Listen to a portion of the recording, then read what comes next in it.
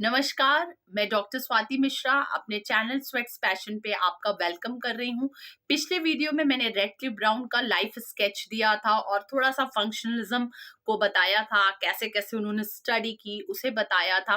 आज मैं उनके स्ट्रक्चरल फंक्शनल पर्सपेक्टिव को पूरा डिटेल में समझाऊंगी और एग्जाम में आता है तो आप थोड़ा बहुत लाइफ स्केच लिखने के बाद से आप यहीं से आंसर की शुरुआत करेंगे। तो सबसे पहले मैं आपको बताऊंगी कि जो फंक्शनलिज्म के बारे में रेडक्लिफ ब्राउन ने क्या बोला। ठीक है, सबसे पहले आपको फंक्शनल स्ट्रक्चर फंक्शन अप्रोच आपको अच्छी तरह से समझ में आ चुका है। प्लीज पिछला वाला वीडियो जरूर देख लीजिएगा। अब उन्होंने फंक्शनलिज्म के बारे में क्या बोला, ये उनके शब्द हैं, इसलिए मैंने देखिए यहाँ पर पॉइंट आउट किया है। A.R. Radcliffe Brown, structure and function in primitive society. इस यहाँ पर इस बुक में इन्होंने ये इनके शब्द हैं, ये इनका पूरा कोटेशन है। मैं पढ़ती हूँ और आप समझिए फंक्शनलिज्म को इन्होंने क्या कहा। The concept of function applied to human society is based on an analogy between the social life and organic life. ये आपको मैंने पहले ही समझाया है कि जो फंक्शनलिज्म का कंसेप्ट आया, स्ट्रक्चरल फंक्शनलिज्म का कंसेप्ट आया, ये आया डार्विन की थ्योरी से और फिर उसके बाद से स्पेंसर ने इसे अपने थ्योरी में अडॉप्ट किया और बताया कि किस तरह से ऑर्गेनिज्म और सोसाइटी सिमिलर हैं एक दूसरे के। जिस तरह से ऑर्गेनिज्म वर्क कर रहा है उसी तरह से सोसाइटी भी वर्क कर रही है। थोड़ा सा आपको और क्लियर करना है कंसेप्ट तो स्पेंसर के ऑर्गेनिज्मिक एनालॉजी थ्योरी को जरूर पढ़ लीजिएगा, मैंने वीडियो अपलोड किया है। The recognition of the analogy and of some of its implications is not new. इन्होंने कहा कि जो हम एनालॉजी मतलब सोसाइटी और ऑर्गेनिज्म को सिमिलर करके देख के चल रहे हैं वो बहुत नया कंसेप्ट मैंने नहीं दिया। In the 19th century, the analogy, the concept of function and the word itself appear frequently in social philosophy and sociology. अगर ये रेडक्लिफ ब्राउन का सेंटेंस है, मेरा नहीं है ना। तो रेडक्लिफ ब्राउन कहते हैं कि अगर आपको देखना है कि ये बहुत नया कंसेप्ट नहीं है तो 19th सेंचुरी में ही आप देख लीजिए कि 19th सेंचुरी में ही इस एनालॉजी पे काम हो चुका है जहां पर ह्यूमन सोसाइटी को ऑर्गेनिज्म से कंपेयर करके देखा गया है। और सो फार एज आई नो, कौन कह रहा है? रेडक्लिफ ब्राउन की मेरे जानकारी के अनुसार the first systematic formation of the concept as applying to the strictly scientific study of society was that of Emile Durkheim in 1895। इन्होंने कहा कि जहां तक मुझे जानकारी है जो सिस्टमैटिक स्टडी हुआ वो किया गया डर्कहाइम के द्वारा। अब देखिए, अब इनको दुश्मनी तो थी नहीं स्पेंसर से कि स्पेंसर का नाम नहीं ले रहे हैं। स्पेंसर ने जहां तक स्ट्रक्चर की ज्यादा बात की थी कि सोसाइटी के स्ट्रक्चर को ऑर्गेनिज्म से कंपेयर किया गया था, बट स्ट्रक्चर के साथ फंक्शनल अप्रोच भी यहां पर हम देखते हैं। और फंक्शनल अप्रोच में ये देख रहे हैं कि डर्कहाइम ने स्ट्रक्चर और फंक्शन दोनों को लाके सामने खड़ा कर दिया कि जो स्ट्रक्चर के अलग अलग एलिमेंट है वो किस तरह से रोल प्ले कर रहे हैं, उनका क्या फंक्शन है, इस पे डर्कहाइम ने काम किया। इसलिए रेडक्लिफ ब्राउन ने ये डर्कहाइम का नाम लिया है। ठीक है, अब जो फंक्शनलिज्म है या जो फंक्शन शब्द है वो चार तरीके से इस्तेमाल में होता है आम दुनिया में। पहला क्या है? एक तो हम प्राणी शास्त्रीय अर्थ में प्रकार्य को जानते हैं, मतलब बायोलॉजिकल फॉर्म में हम फंक्शन को समझते हैं, लाइक किडनी का ये फंक्शन है, लिवर का ये फंक्शन है, आइस का ये फंक्शन है, नोज का ये फंक्शन है। एक बायोलॉजिकल मीनिंग में हम फंक्शन को देखते हैं। दूसरा है यूजफुल एक्टिविटी के रूप में कि अगर कोई एक्टिविटी हो रही है उस फॉर्म में हम फंक्शन को देखते हैं। तीसरा एप्रोप्रिएट एक्टिविटी के रूप में कि होली का फंक्शन, मतलब जब हम फेस्टिवल वगैरह का यूज करते हैं कि Holi function, Diwali function, Eid function, इसमें भी। बट जो चौथा शब्द है फंक्शन का, जो चौथा अर्थ है क्या है? System determined and system containing. इसी अर्थ में रेडक्लिफ ब्राउन ने फंक्शन को एक्सप्लेन किया है। तो जब भी आप रेडक्लिफ ब्राउन का फंक्शनलिज्म समझाएंगे तो आप ये पहले वाले जो उन्होंने बोला कि फंक्शनलिज्म कंसेप्ट जो है वो बहुत नया कंसेप्ट नहीं है, ये 19th सेंचुरी में ही आया, डर्कहाइम ने इस पे ज़्यादा काम किया और ये एनालॉजी है between social life and organic life, ये आप एक्सप्लेन करेंगे। फिर आप बताएंगे कि फंक्शन जो चार जो जनरल मीनिंग है फंक्शन की सोसाइटी में, आप उसको बताएंगे और फिर बताएंगे कि ये जो चौथा मीनिंग है system determined and system containing, इसी अर्थ में रेडक्लिफ ब्राउन ने इस फंक्शन को एक्सप्लेन किया है। ठीक है, अब कैसे एक्सप्लेन किया, आगे चलते हैं। दिस इंप्लाइज दैट, इसका अर्थ क्या हुआ, social system has a certain kind of unity, जो भी सामाजिक व्यवस्था है उसमें कुछ ना कुछ यूनिटी है, आपस में बंधे हुए हैं। जैसे मैंने पहले बताया था ना कि ये एक ऑर्गेनिज्म है और इसके अलग अलग पार्ट हैं, सारे पार्ट अपने अलग अलग रोल प्ले कर रहे हैं, बट सब एक दूसरे से जुड़े हुए हैं। ठीक उसी तरह ये सोसाइटी है, सोसाइटी के अलग अलग अलग अलग क्या है, पार्ट हैं। जैसे मैंने बताया, इकोनॉमिक सिस्टम है, पॉलिटिकल सिस्टम है, सोशल सिस्टम है, कल्चरल सिस्टम है, एजुकेशनल सिस्टम है, ये अलग अलग पार्ट हैं और सारे पार्ट जो हैं वो इंडिपेंडेंटली वर्क कर रहे हैं। सोशल सिस्टम अलग काम कर रहा है, पॉलिटिकल सिस्टम अलग काम कर रहा है, इकोनॉमिक सिस्टम अलग काम कर रहा है, कल्चरल सिस्टम अलग काम कर रहा है, बट क्या है कि सब एक दूसरे से डिपेंड भी हैं, एक दूसरे पे डिपेंड भी हैं। अगर सोशल सिस्टम में प्रॉब्लम आता है तो हमारा पॉलिटिकल सिस्टम ध्वस्त हो जाता है, पॉलिटिकल सिस्टम में अगर कोई दिक्कत आती, कल्चरल सिस्टम बेकार हो जाता है। तो इस तरह से आपस में यूनिटी है और इस यूनिटी को रेडक्लिफ ब्राउन ने फंक्शनल यूनिटी कहा है। ठीक है, प्रकार्यात्मक एकता, जैसे हमारी पूरी बॉडी सब मिल करके काम कर रही है तो ये फंक्शनल यूनिटी हुई। उसी तरह से सोशल सिस्टम में अलग अलग पार्ट अपना अपना रोल प्ले कर रहे होते हैं, बट सब आपस में डिपेंडेंट होते हैं और इसको फंक्शनल यूनिटी शब्द रेडक्लिफ ब्राउन ने दिया है। By this he means a condition in which all the parts of the social system work together in harmonious fashion।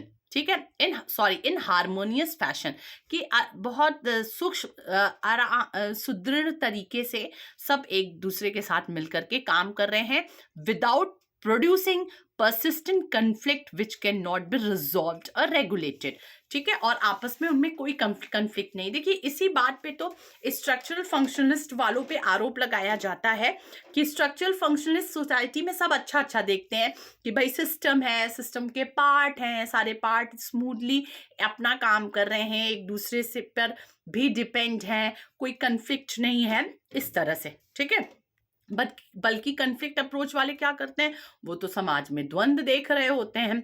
आगे चल के कहते हैं कि एग्जाम्पल है कि if we take up the example of Indian society, अगर हम इंडियन सोसाइटी का एक एग्जाम्पल ले ले, ये इंडियन सोसाइटी है उसका एग्जाम्पल ले ले, तो बहुत सारे इसके पार्ट्स हैं। जैसे क्या है, विलेज ऑर्गेनाइजेशन है, कास्ट है, ज्वाइंट फैमिली है।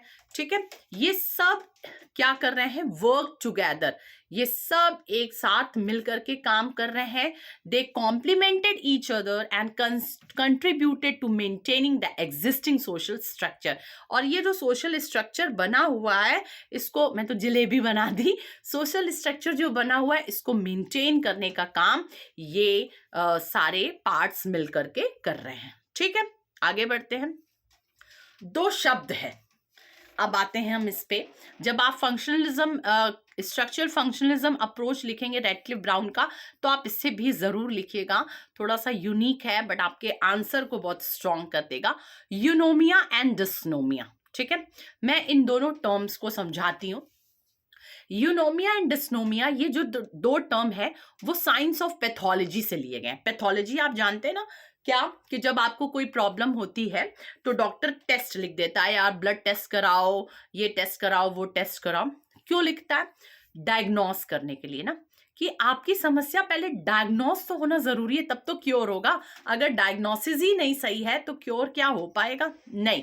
ठीक है, तो ये जो शब्द यूनोमिया एंड डिस्नोमिया लिया गया है, ये साइंस ऑफ पैथोलॉजी से लिया गया है।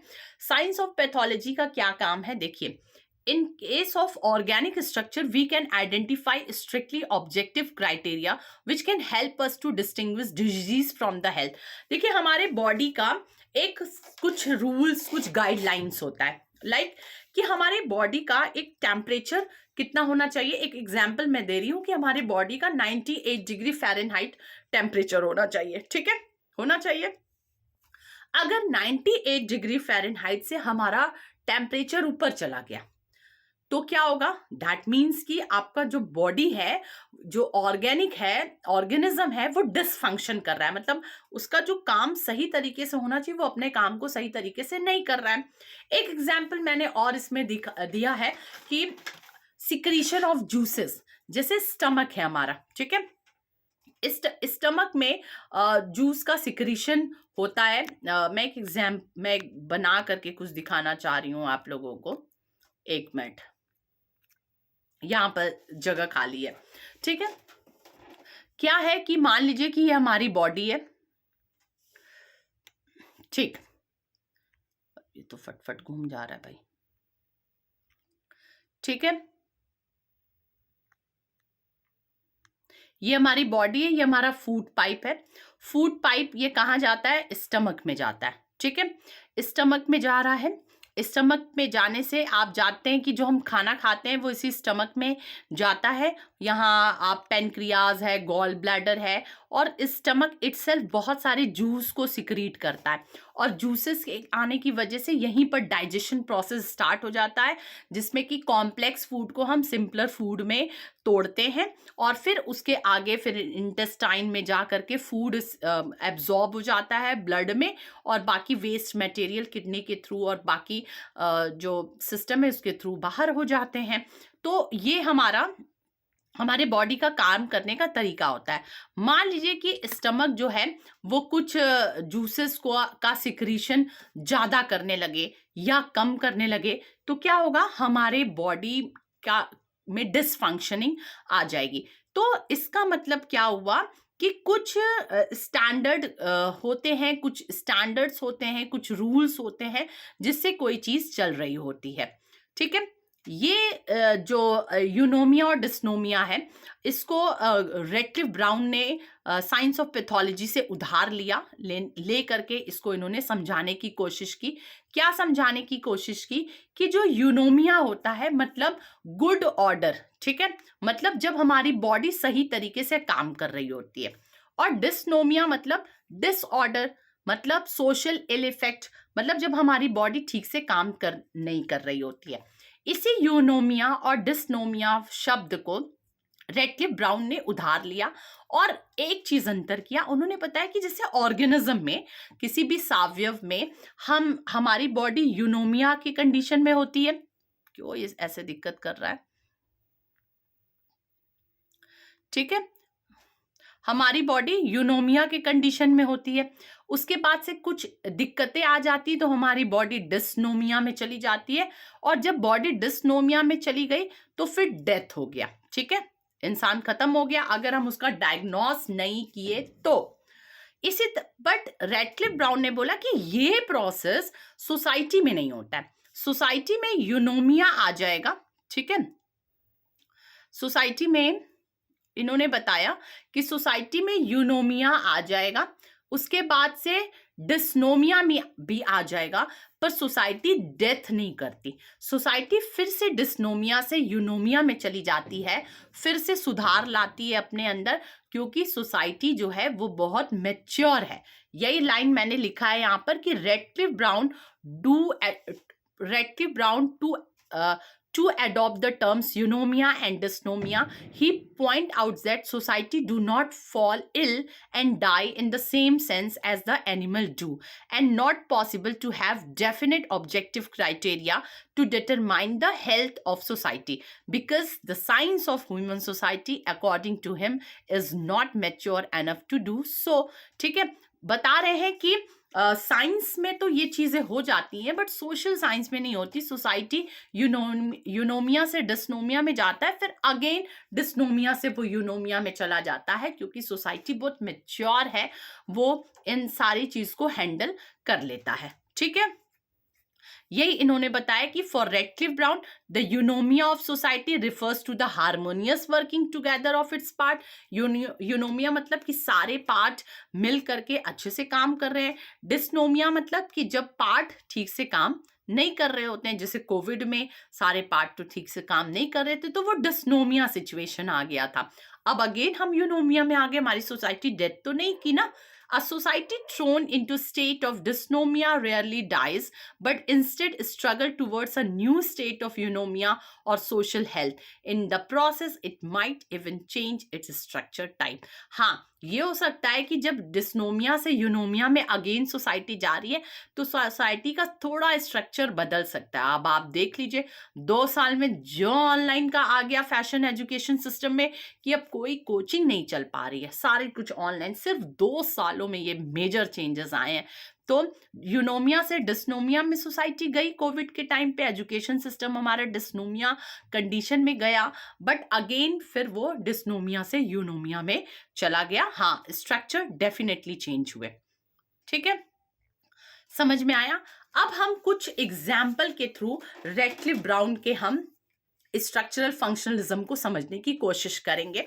लाइक कि Radcliffe Brown is more than just a functionalist, he is a structural functionalist. Means he is concerned not just with the way customs and social institutions fulfill certain needs or conditions of existence. क्या इन्होंने कहा है? कहा जाता है Radcliffe brown पे ये बात कही जा रही है कि रेडक्लिफ ब्राउन स्ट्रक्चरलिस्ट कम फंक्शनलिस्ट ज्यादा थे. मतलब वो सिर्फ स्ट्रक्चर का नहीं पता किए, स्ट्रक्चर के साथ साथ उसके पार्ट के फंक्शनिंग पे भी वो ज्यादा प्रेशर किए. प्लीज इस पॉइंट को बहुत अच्छे से समझिएगा. ठीक है. He is also concerned with the connections between social relationship of various kinds. In his work The Andaman Islanders, he write, देखिए क्या लिखते हैं वो अंडमान आइलैंडर्स के स्टडी के समय. Every customs and beliefs play some determinate part in the social life of the community, just and every organ of living body plays some part in the general life of the organism. ये लिखते हैं कि जिस तरह से body के सारे parts काम करते हैं, उसी तरह से जो जितने भी सोसाइटी में कस्टम्स हैं, बिलीव हैं, वो भी अपना रोल प्ले करते हैं. और इस तरह से जब वो एंडमिनीज पर स्टडी किए तो उन्होंने वहाँ पर जो कस्टम्स हो रहे थे उस कस्टम्स के फंक्शन का पता लगाने की कोशिश की कि आखिर ये कस्टम जो हो रहे हैं उसका रियल में फंक्शन क्या है. इस पे काम करने की उन्होंने कोशिश की है. आगे चल के देखते हैं. उन्होंने एक एंडमनीज पे, जो एंडमनीज के एक कल्चर था सेरेमोनियल वीपिंग का, ठीक है, सामुदायिक रोने धोने का जो एक कस्टम था, उस पे इन्होंने स्टडी किया. उन्होंने देखा एंडमनीज के बीच में फॉर्मल वीपिंग का कस्टम. ठीक है, क्या देखा? ये देखते थे कि कोई भी ओकेजन्स पड़ता है, चाहे वो फ्रेंड से अपने मिल रहे हों या रिलेटिव से मिल रहे हों तब वो रोने लग रहे हों, या उनसे वो सेपरेट हो रहे हों तो वो रोने लग रहे हों, किसी की मृत्यु हो रही है तो वो रो रहे हों, और कोई मैरिज का फंक्शन है तो वो रो रहे हैं, और अगर लाइफ का इनिशिएशन सेरेमनी है जैसे दीक्षा समारोह होता है, अगर वो है उसमें भी वीपिंग का काम हो रहा है. तो सिर्फ इतना लगा पता करके वो नहीं बैठे. ये तो स्ट्रक्चर वाला पार्ट हुआ ना कि एंडमनीज जो है या अंडमान आइलैंड्स के जो ट्राइब्स हैं उस पे उनके कस्टम्स में एक सेरेमोनियल वीपिंग का कस्टम है. इतना सिर्फ काम कर लेना वो स्ट्रक्चर वाला पार्ट हुआ. अब फंक्शनल पे कैसे वो काम किए कि Radcliffe Brown holds that the purpose of underlying all ceremonies is the expression and transmission of sentiments. उन्होंने बताया कि ये जो वीपिंग की सेरेमनी हो रही है वो इसलिए हो रही है कि वो अपने इमोशंस को, वो अपने एक्सप्रेशंस को एक दूसरे पर रखे, and which help to regulate individual behavior in conformity with the needs of society. और इस सेरेमनियल वीपिंग की वजह से जो डेवियंस की स्थिति नहीं आ रही है सोसाइटी में, वो सब अनुरूपता के आधार पर चल रहे हैं. ठीक है. Redcliffe Brown emphasized the importance of probing the meaning of customs. How is this to be done? इन्होंने रेडक्लिफ ब्राउन ने कस्टम्स पे तो बात की ही की, कस्टम्स के फंक्शन पे बात की और बताया कि किस तरह से कस्टम काम कर रहे होते हैं. We should also emphasize on the explanation done by the various members of society and then find out the situation in which the customs appears and abstract its real significance. तो हमें भी ऐसे काम करने चाहिए कि कोई भी सोसाइटी में अगर कस्टम्स हो रहे हैं तो उसके रियल सेंस क्या है, उसका रियल सिग्निफिकेंस क्या है, इस पे काम करने की जरूरत है, just like Radcliffe Brown. Okay, ये मैंने हिंदी में लिखा है।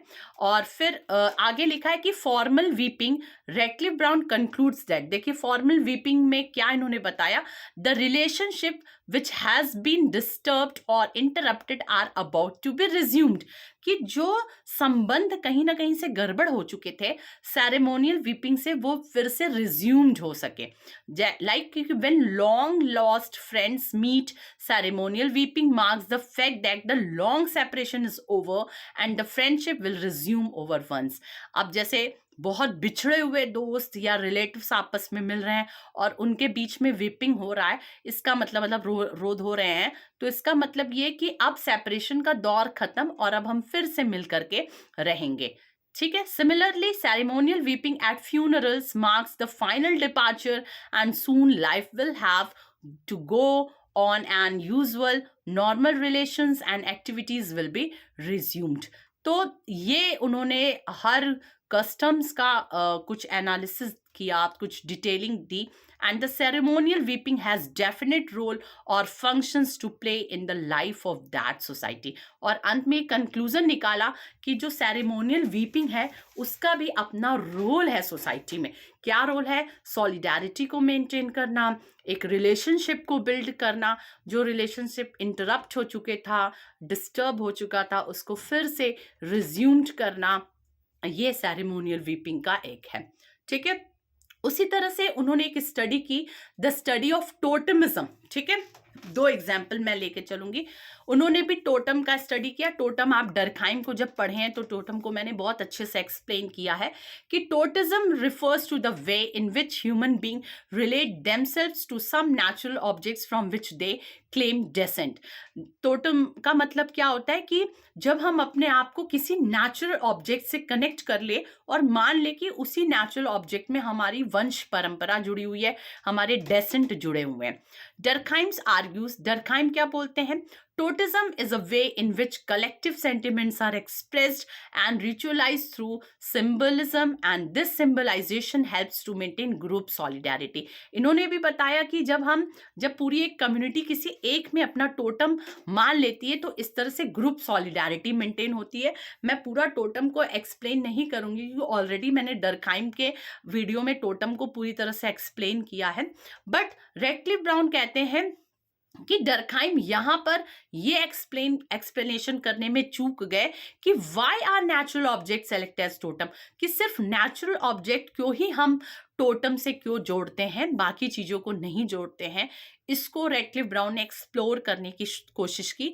और ये ऑस्ट्रेलियन, मैंने बताया था कि ऑस्ट्रेलिया के, वेस्टर्न ऑस्ट्रेलिया के ट्राइब्स में भी इन्होंने स्टडी किया जा करके। तो वहां पर इन्होंने एक ट्राइब पे स्टडी किया जिसमें कि 2 एक्सोगेमस मोइटीज थे। ठीक है, 2 एक्सोगेमस ग्रुप थे। एक ग्रुप जो है उसका नाम ईगल हॉक पे, टोटम से ही उनका टोटम ईगल रहा होगा तो ईगल हॉक के नाम पे था, और दूसरा जो ग्रुप है वो क्रो के नाम पे है। ठीक है, ये दोनों एक्सोगेमस ग्रुप है, मतलब ईगल हॉक का मैन क्रो के विमेन से शादी कर सकता है और वाइस वर्सा, मतलब क्रो का मैन ईगल हॉक के विमेन से शादी कर सकती है। इस तरह का इन्होंने दिया और देखा कि ये दोनों ही नाम कहीं ना कहीं से बर्ड के नाम पे रखे गए हैं। ठीक है, और these pairs of birds or animals are represent in myth as a being opponent in a conflict. जब हमारे माइथोलॉजी में देखा जाता है तो ये दोनों ही ओपोनेंट होते हैं, मतलब दोनों ही एक दूसरे के दुश्मन होते हैं। ईगल हॉक और क्रो दोनों ही ओपोनेंट होते हैं। और हम रियलिटी में देखें, जब हम उस ट्राइब की स्टडी करते हैं तो उस ट्राइब के दोनों समूह ना आपस में ओपोनेंट ही होते हैं। और इंटरेस्टिंगली यही है कि दोनों मोइटीज जो हैं ओपोनेंट है, फिर भी उनके बीच में अलायंस है। अलायंस है मतलब संबंध है, रक्त वो विवाह संबंध हो रहे हैं। इस तरह से they are paired and opposed at one time and the same time. Thus, Radcliffe Brown see totemism as a more than just a technique of maintaining group solidarity, but also a way in which the social opposition between the group is expressed.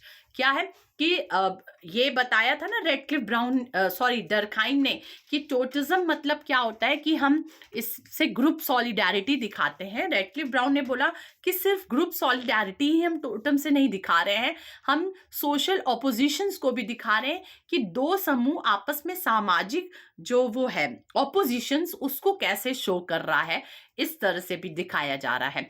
तो ये देखिए कितना beautifully explain किया Radcliffe Brown ने। तो यहाँ जाकर के आपका पूरा रेडक्लिफ ब्राउन का स्ट्रक्चरल फंक्शनल थ्योरी जो है वो क्लियर हुआ। तो आप फिर से क्विक रिवीजन कर लीजिए कि स्ट्रक्चरल फंक्शनल थ्योरी में आप कैसे लिखेंगे। सबसे पहले जो रेडक्लिफ ब्राउन के जो book structure and function in primitive society है उसमें उन्होंने क्या फंक्शनलिज्म को डिफाइन किया वो आप लिखेंगे। डर्कहाइम को इन्होंने इम्पॉर्टेंस दी, उसको आप बताएंगे। फंक्शंस के जो 4 जर्नल जो मीनिंग है जो चल रहे हैं सोसाइटी में उसको बताएंगे, और चौथे से किस तरह से उन्होंने फंक्शनलिज्म को कनेक्ट किया आप उसको बताएंगे।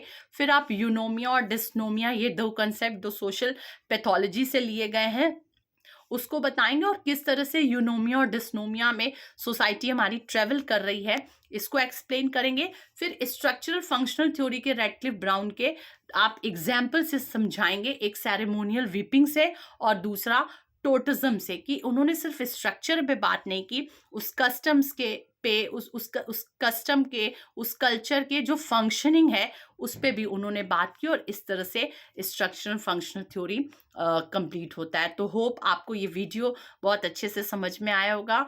आपके जो कमेंट मिलते हैं अच्छे अच्छे, वो बहुत मुझे मोटिवेट करते हैं, बट मेरा सब्सक्राइबिंग रेट जो है वो बहुत स्लो है। तो प्लीज़ कोऑपरेट करिए ताकि मैं वीडियोस बनाते रहूं, क्योंकि बहुत काम होता है एक टीचर को, तो उसी में से मैं किसी तरह टाइम निकाल के ये वीडियो बेस्ट कंटेंट देने की कोशिश करती हूँ। तो होप आपको ये वीडियो अच्छा लगा होगा। Thanks for watching. अगले वीडियो के साथ फिर जल्दी ही मिलूंगी। Till then take care, bye bye.